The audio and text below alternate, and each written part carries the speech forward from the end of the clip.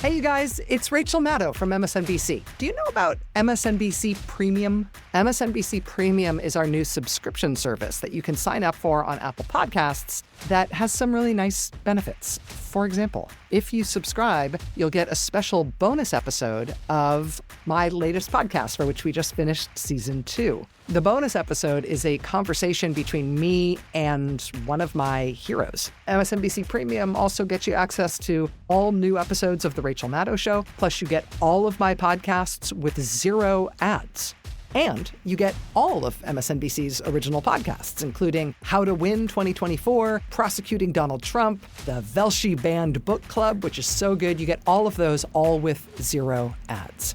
And all the shows have bonus content and extra episodes that are only available to people who have MSNBC Premium. You can sign up now for MSNBC Premium on Apple Podcasts. When news breaks, go beyond the headlines with the MSNBC app. We begin with breaking news from Washington, D.C. Watch your favorite shows live. It can feel difficult to wrap your head around all of the news that will just not stop unfolding. Get real-time analysis from live blogs to in-depth essays and the latest updates on the 2024 election. A point or two could be all it takes to sway the outcome. Go beyond the what to understand the why. Download the app now at msnbc.com/app.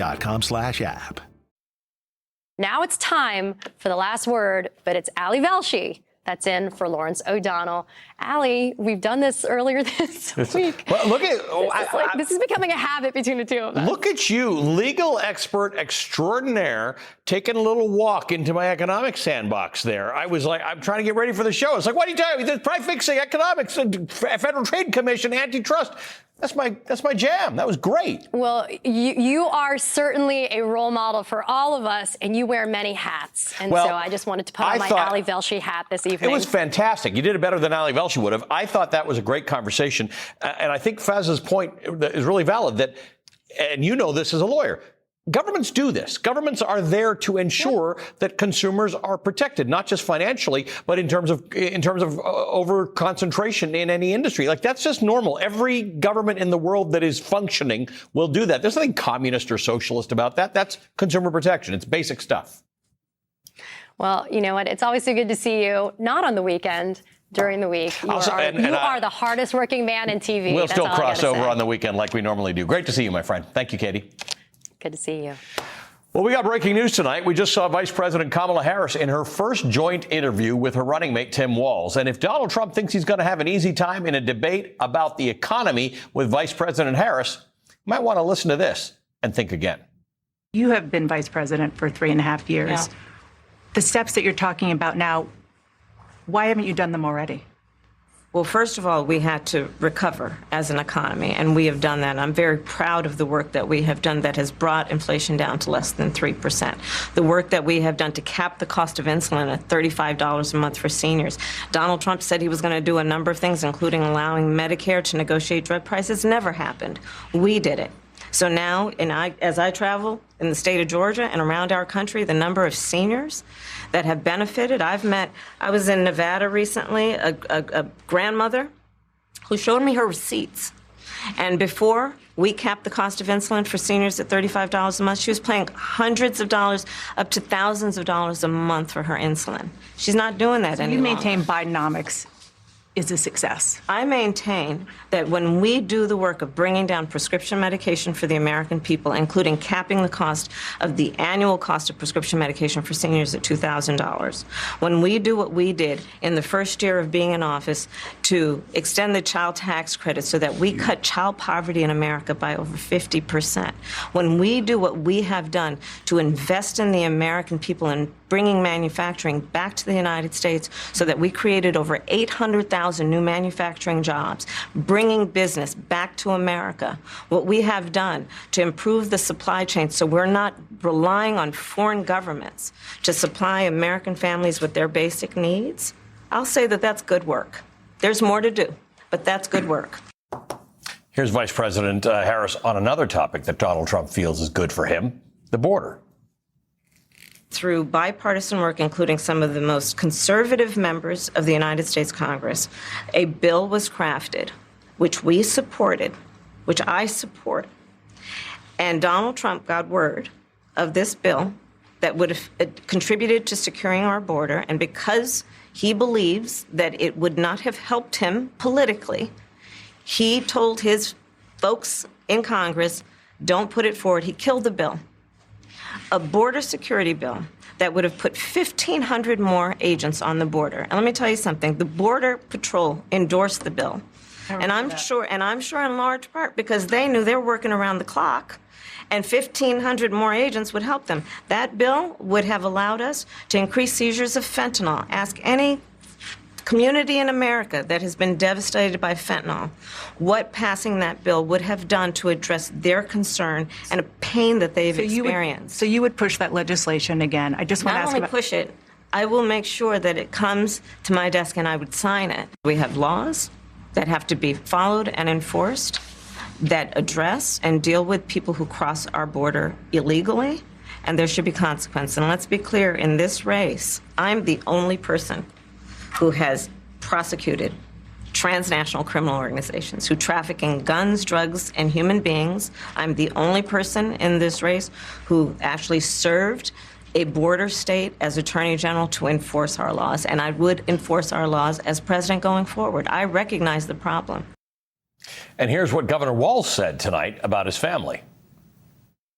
Grateful for so many reasons to be on this ticket, but that moment, to understand what was really important, to have my son feel a sense of pride in me, that I was trying to do the right thing. And it was, you try and protect your kids, it brings notoriety and things, but it was just such a visceral, emotional moment that I'm grateful I got to experience it, and I'm so proud of him. I'm proud of him. I'm proud of Hope. I'm proud of Gwen. She's a wonderful mother, and these are great kids. And Vice President Harris and Governor Walz sat down for their joint interview in Georgia, where the Democratic candidates just wrapped up their two-day bus tour of the state, ending with a huge rally in Savannah.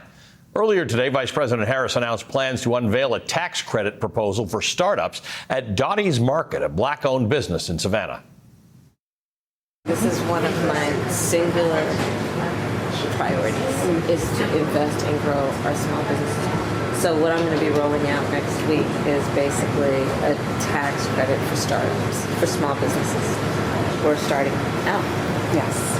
Half of America's working population either owns, runs, or works in a small business. I mean, when we think about strengthening the economy as a whole, not to mention really investing in like the ambition and the dreams. Yes. I mean, that's all of that is what you guys are doing, and creating dreams in the process. Absolutely. Right? On the Republican side of the ticket, J.D. Vance made the mistake today of following Tim Walz's speech at the International Association of Firefighters convention. Tim Walz received a standing ovation from the members of the Firefighters Union yesterday. J.D. Vance, not so much. Thank you, guys. Thank you so much. Well, Semper Fi, guys. It sounds like we got some fans and some haters. That's okay. President Trump and I are proud to be the most pro-worker Republican ticket in history. And I want to talk about why we're fighting for working people, why we're going to fight for unions and non-union alike. Today, Donald Trump was on the campaign trail in Michigan and Wisconsin, according to new polls that are released tonight. In Michigan, Kamala Harris leads Donald Trump 49% to 46%. In Wisconsin, Kamala Harris leads Donald Trump 52% to 44%. In Michigan, Donald Trump defended breaking the law at Arlington National Cemetery by using the hallowed site for a campaign photo op. I go there, they ask me to have a picture, and they say I was campaigning. I don't need, the one thing I get is plenty of publicity. I don't need that. Donald Trump is no stranger to disgraceful conduct. He called American service members who died in war suckers and losers. We're going to discuss what happened at Arlington later in this hour.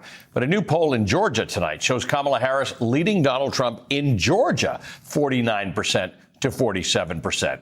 And because you cannot just cover the public campaign of the candidate who tried to overturn the election last time, the speeches, the TV ads, we're going to look at what Republicans are doing in the key states, including in Georgia. The voter suppression, the disenfranchisement, the election chicanery. Today in Georgia, Vice President Harris reminded voters that she is running as the underdog against Donald Trump.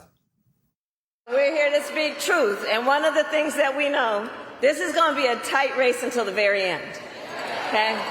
So let's not pay too much attention to the polls because we are running as the underdog, okay? And we have some hard work ahead of us, but we like hard work. Hard work is good work. Hard work is good work.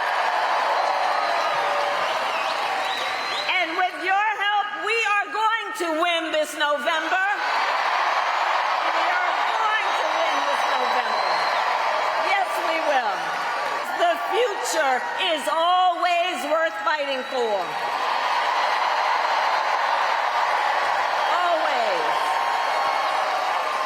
And that is the fight we are in right now, a fight for America's future. We fight for a future with affordable child care, paid leave, and affordable health care.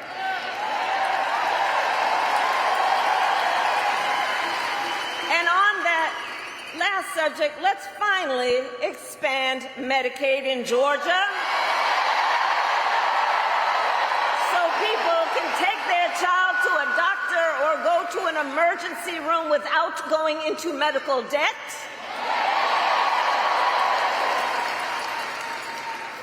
We fight for a future where we build what I call an opportunity economy, so that every American has the opportunity to own a home, to start a business, and to build wealth and intergenerational wealth.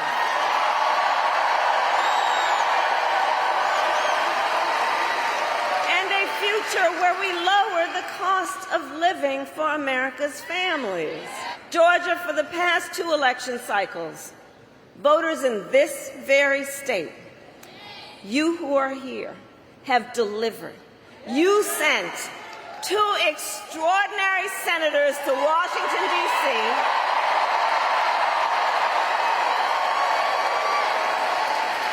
You sent President Biden and me to the White House. You showed up. You knocked on doors. You registered folks to vote. And you made it happen. You did that. You did that. And so now we are asking you to do it again.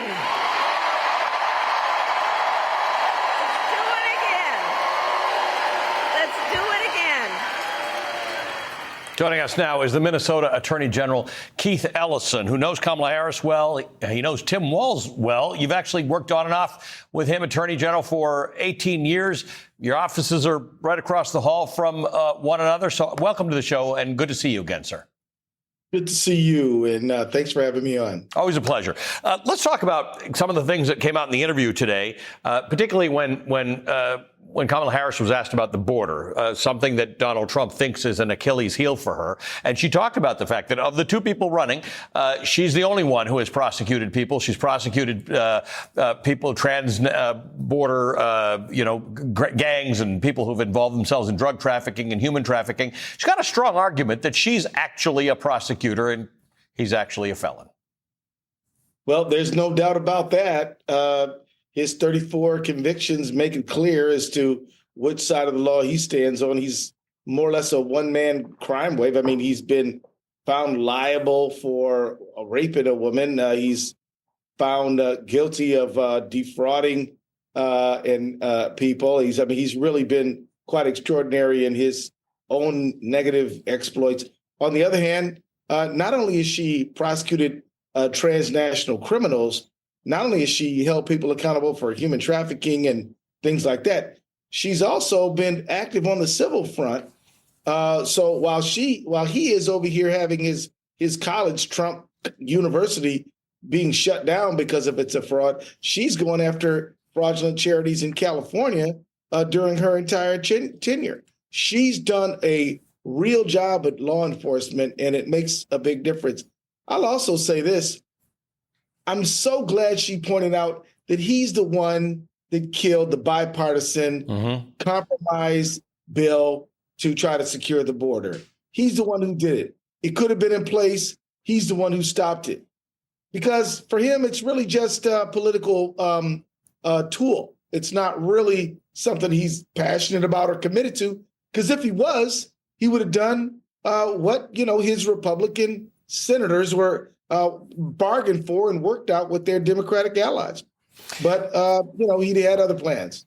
Of course, when you were talking about Donald Trump's civil convictions, you're talking about that civil conviction in civil liability in New York, where he was found guilty of sexual abuse. Let's talk a little bit more about this point you just made with the border bill. There were a lot of Democrats, including some progressives, who thought that bill was too tough. That was a compromise piece of legislation that was done with Republicans. It was bipartisan, which is the way you've got to pass things in the House. It was done. It was hard fought, and not everybody liked it, because that's the nature of these kinds of bills.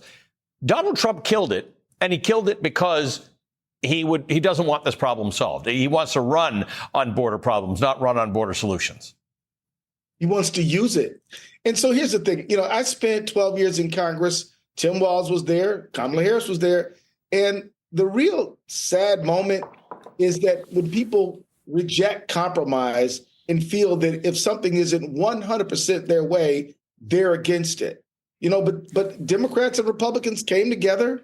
Everybody didn't like something about it, but everybody liked some things about it. And that was enough to get a bill that we could pass. He just said, don't do it because it's not going to help me. Now, what kind of leader puts himself in front of the national interest? What kind of leader says it's all about how it's going to help me and affect me in an election? I mean, it's a character question at the end of the day. Mm-hmm. I was proud to see both Kamala Harris and Tim Walz step right into Dana Bash's very, pointed questions. Mm-hmm. They didn't shy away from controversy. They answered the questions put to them, and they had good answers. And I was glad to see that. She has a good record. She has a record to defend and advance on the issue of immigration and other issues as well. And I'm glad she wasn't shy about answering those questions forthrightly. You point out that you knew her, and like you, she's with an attorney general. She's a prosecutor. What's that? Right. How does that bode for the debates coming up? Donald Trump doesn't like her. She gets under his skin. She doesn't seem to get irritated by him. She demurred when asked a question about Donald Trump and his comments about her. She just doesn't let it get to her. But she is a prosecutor. She knows how to debate. She knows how to argue. How's that going to go? Yeah, let me say something people might not expect. Don't underestimate Donald Trump. He's untethered to the truth. He literally will say anything.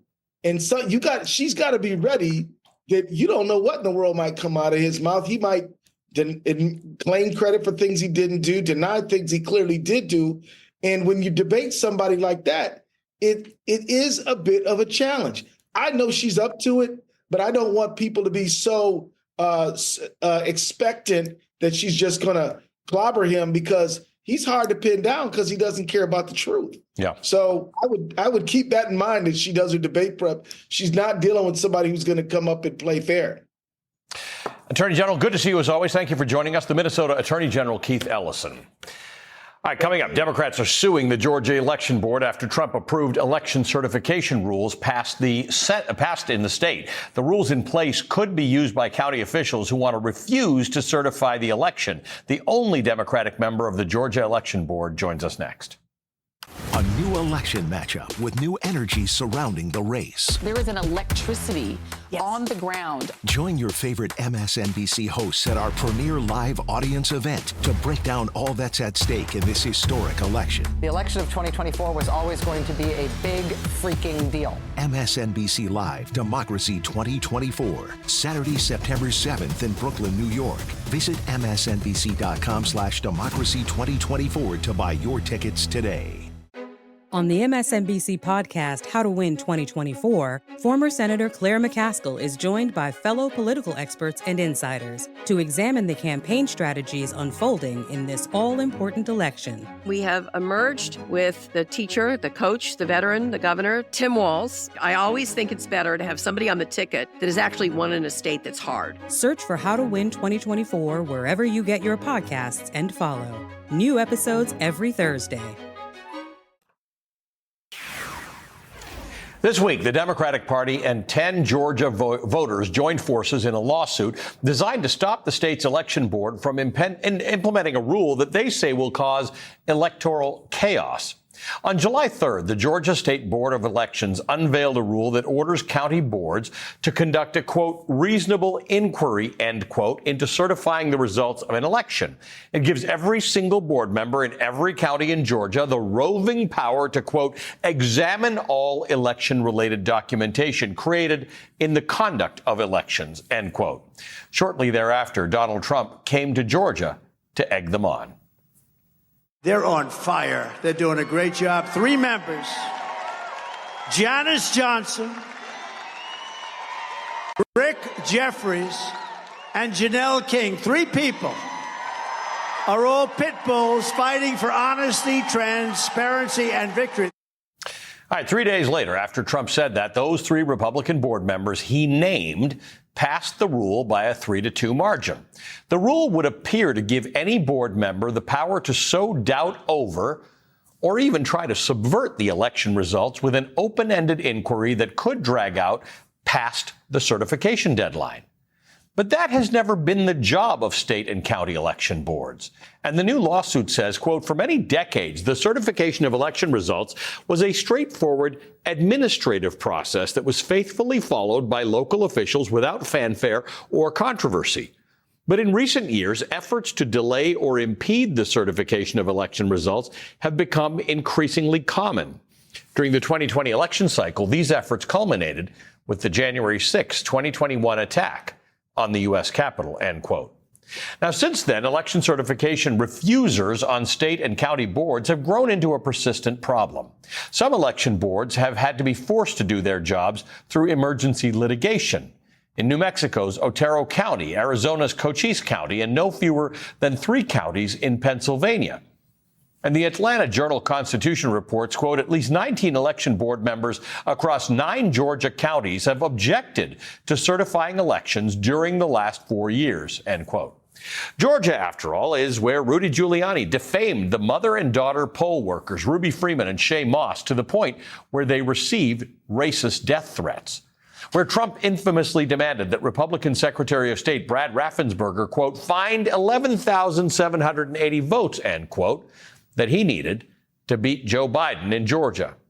Now a judge will decide whether to issue an order making clear that all of the state's election superintendents must certify the election results by November 12th at 5 p.m.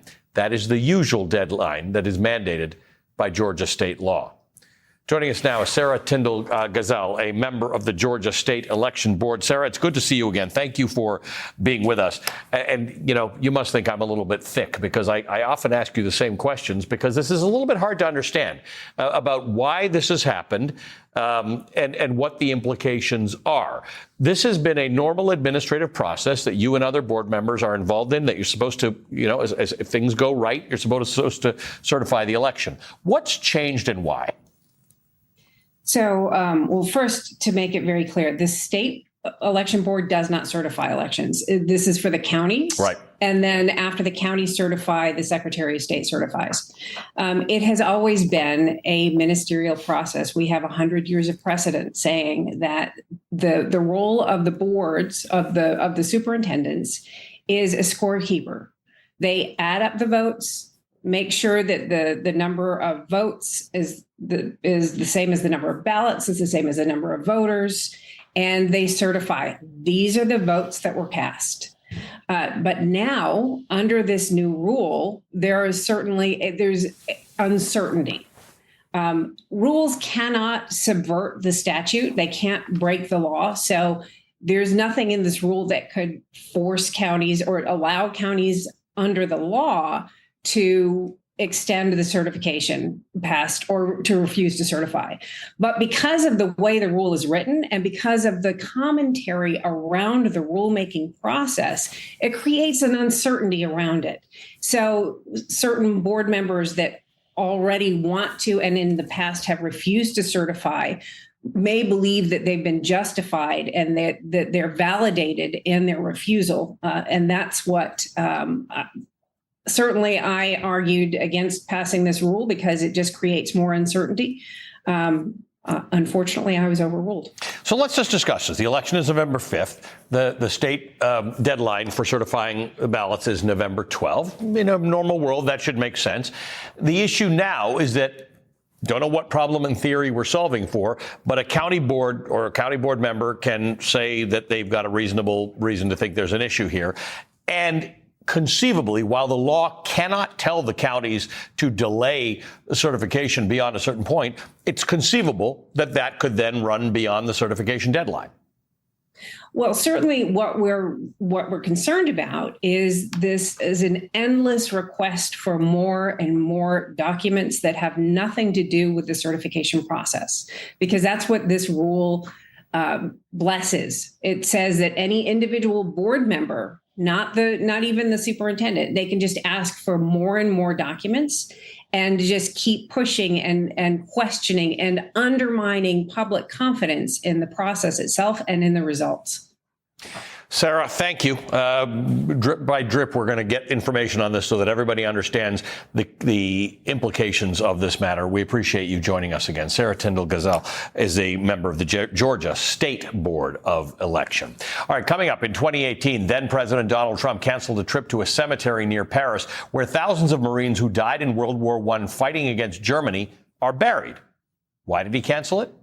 Because Donald Trump said the cemetery was, quote, filled with losers. Now, candidate Trump is besmirching the hallowed grounds of the Arlington National Cemetery. That's next.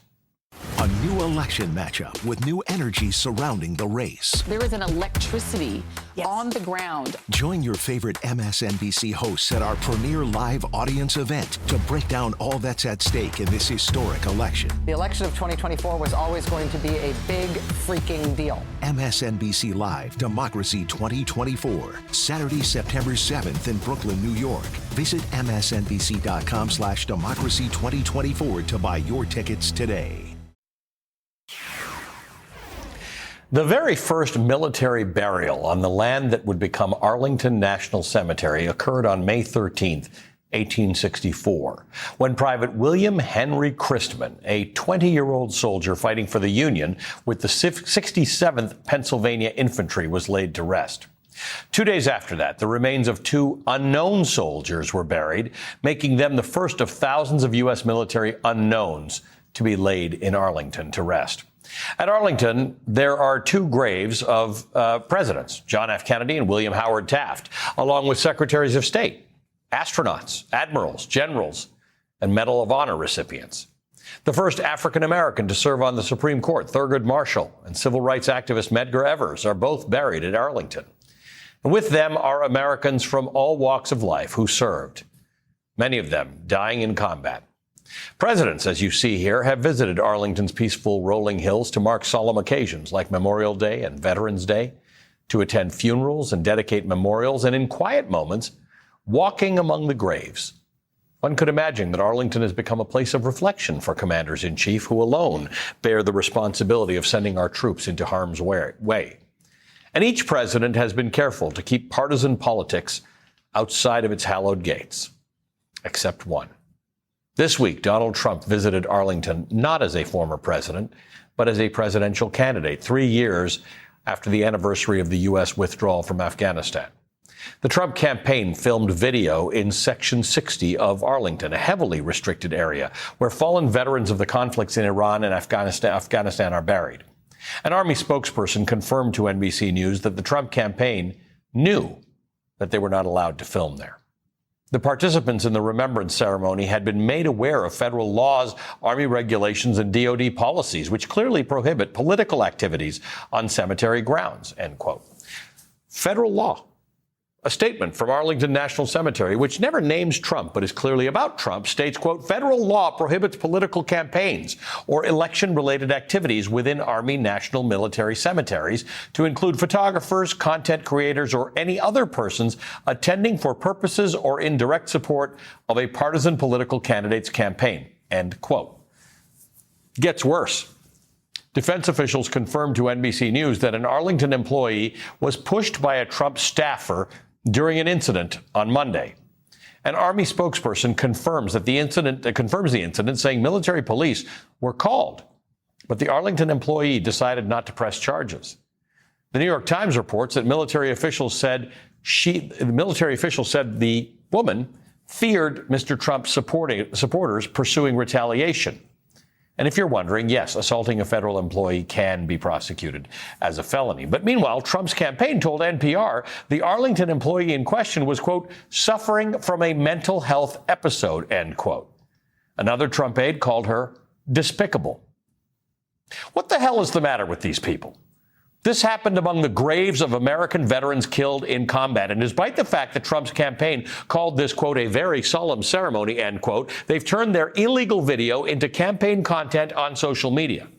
America's only convicted criminal president broke the law again, this time to steal the valor of the brave Americans who have been buried there for 160 years. Someone in the campaign physically pushed an employee attempting to enforce the law, and the Trump team tried to assassinate her character in the national media. She is justifiably afraid of retaliation. This employee had the United States military to come to her defense, but if Trump returns to power, what happens the next time? In a recent attempt to attack the veteran Tim Walz, the Trump campaign threw around the phrase, you'll remember this, stolen valor. Donald Trump avoided military service due to bone spurs. Donald Trump once told Howard Stern that avoiding STDs was, quote, his personal Vietnam. Donald Trump is said to have called those who died in service of this nation suckers and losers. Does the Trump campaign really want to have an argument about stolen valor? Joining us now is Ruth Ben-Ghiat, history professor at New York University, author of Strong Men, Mussolini to the Present. One of the things, Ruth, and welcome back to the show, one of the things that stood out to me was this idea that this federal employee, who did have military police present, chose not to pursue this matter for fear of retribution and retaliation. And you came to mind when that happened, because you have often pointed out to me that nobody actually has to do anything in an undemocratic society or an authoritarian society. You just have to make people fearful that something will happen to them. Yeah, that's right. And in fact, so many people have been threatened. And in fact, what did they do, though? They're not pressing charges, but the campaign of Trump is doubled down, saying, denigrating her character.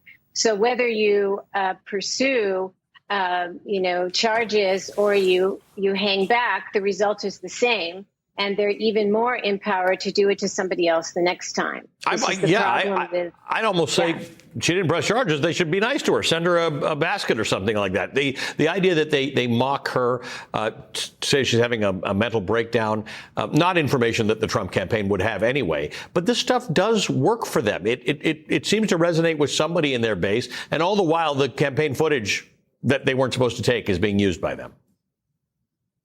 Well, this employee was very threatening to the campaign because this was somebody who was upholding professionalism and being apolitical. And these are principles that the Trump campaign does not recognize. Indeed, Project 2025 is a plan to take away anybody who is apolitical and professional and has honor and ethics out of government completely. Literally. So, they actually have a number. They talk about 50,000 people that they're prepared to replace with people who have sort of got loyalty to Donald Trump, not to the Constitution. Ruth, I want to play something that Donald Trump said tonight in Michigan and just have you evaluate. It's a very short thing that he said about this particular incident and the criticism that he's received. Let's listen. Last night I read that I was using the site to politic. That I used it to politic. This all comes out of Washington. And they say I was campaigning. The one thing I get is plenty of publicity. I don't need that. I don't need the publicity. So tell me about that for a second. He does get plenty of publicity. That's true. But I don't need that, I don't need the publicity, I don't believe to be true. He only needs that. That's his fuel. It is. And part of this is, once again, his character. Donald Trump's MO is to degrade and denigrate everybody around him so he can feel more important. And the disgraceful spectacle of smiling and doing a thumbs up in front of a grave it shows, what character he has. And, he does this to everyone. He must humiliate and degrade every occasion. And the more that setting is a setting of dignity and honor and principles of selfless service, the more he must wreck it, because that's what authoritarians do. They're nihilists at heart, except for about themselves. They have to, pump themselves up and denigrate everyone and everything around them. And we saw that at what happened at Arlington National Cemetery. Yeah, and on one hand, should anybody be surprised? On the other hand, it's a cemetery of military veterans. I mean, this knows no limits. Ruth, thank you, as always. Great to see you. Ruth Ben-Ghiat is a professor of history at New York University and the author of Strong Men, From Mussolini to the Present. Okay, coming up, a moment from the Democratic Convention that I'm still thinking about and that captured the hearts of America. The oldest and youngest members of the West Virginia delegation casting their state's votes to nominate Kamala Harris for president. 83-year-old Jean Evansmore and 18-year-old Kathryn Prather join me next.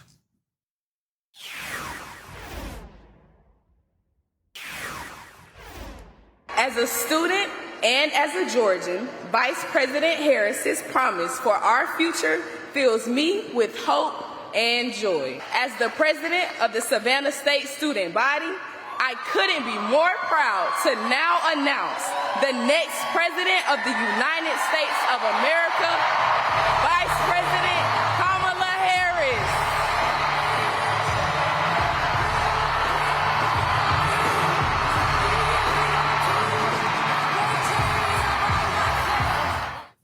That was Savannah State Student Body President and first-time voter Caitlin Green introducing Vice President Harris earlier tonight. The Harris Walls campaign is capitalizing on that enthusiasm with the launch of a back-to-school initiative to engage and mobilize student voters. The tour aims to reach 150 campuses and includes doubling staff dedicated to youth and campus engagement across all key battleground states, with a focus on state schools, community colleges, and HBCUs like Savannah State. It's also a surge in enthusiasm among black women since Harris launched her presidential campaign. According to the data firm TargetSmart, voter registration is up more than 175% among young black women since late July. And passing the torch to a new generation was a big theme at the Democratic National Convention last week. And that experience was captured in the very moving roll call of the West Virginia delegation in a moment that went viral. Let's watch. West Virginia, how do you cast your votes? My name is Jean Evansmore, and I'm 83 years old. And as such, I am the oldest of the delegates in West Virginia. Most 83-year-olds that I know are spending time with their grandchildren or traveling. But I'm here, suited up and ready to battle. Because I will not, I repeat, I will not let everything I've fought for be taken away by Donald Trump.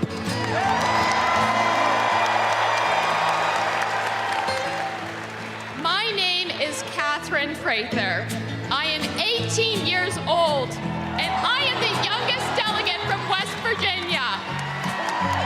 I'm suited up and ready for battle because I will not let my freedoms and my future be taken away by Donald Trump.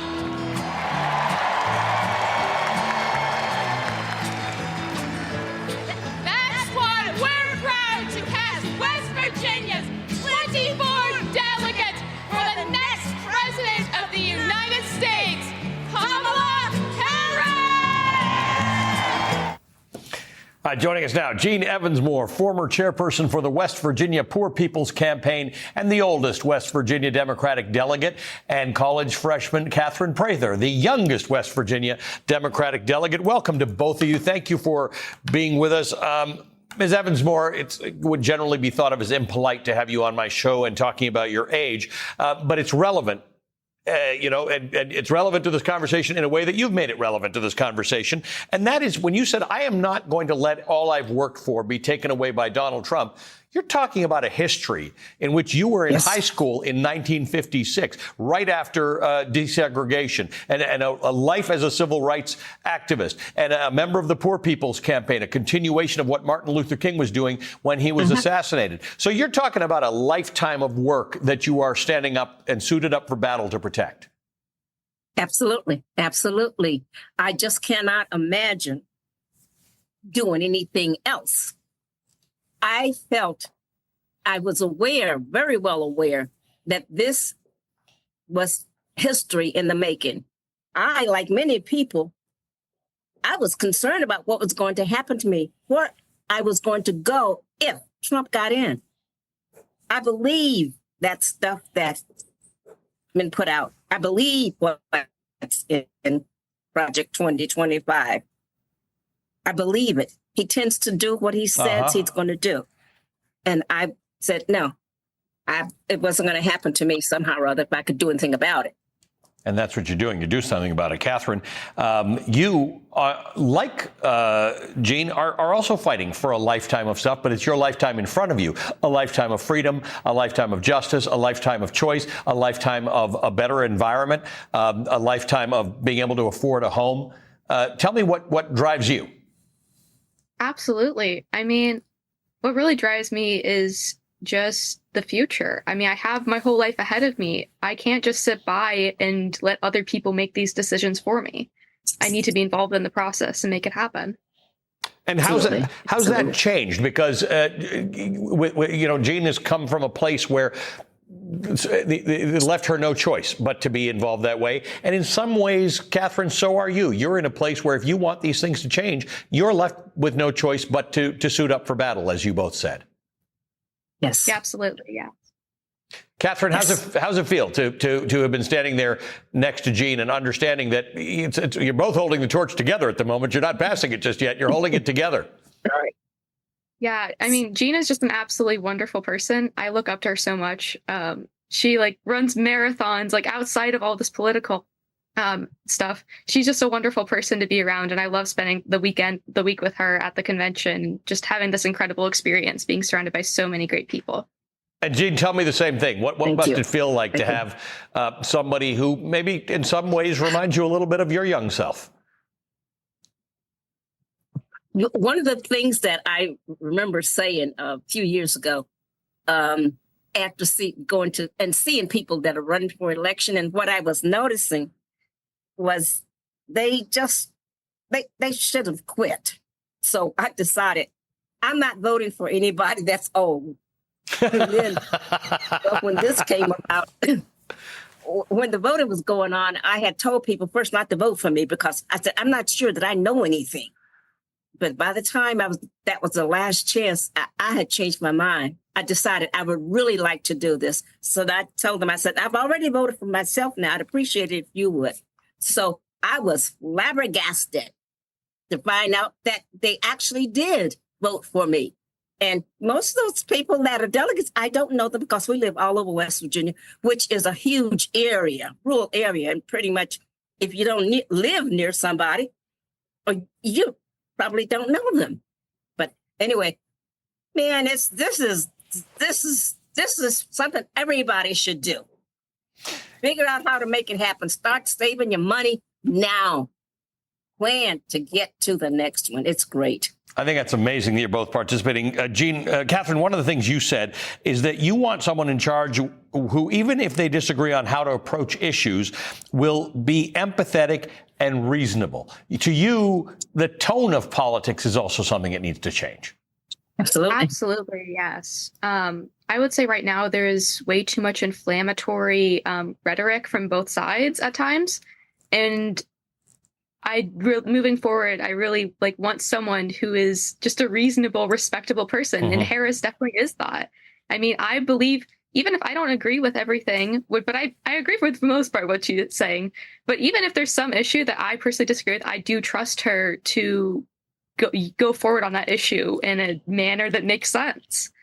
And just being a kind person, I think, is really important, because having empathy on all these issues and understanding that more than one thing can be true at the same time, and just moving forward in a reasonable manner. I mean, I wish that I was asking for less than that, but that's really all I'm asking for is just someone who can be an adult in the room.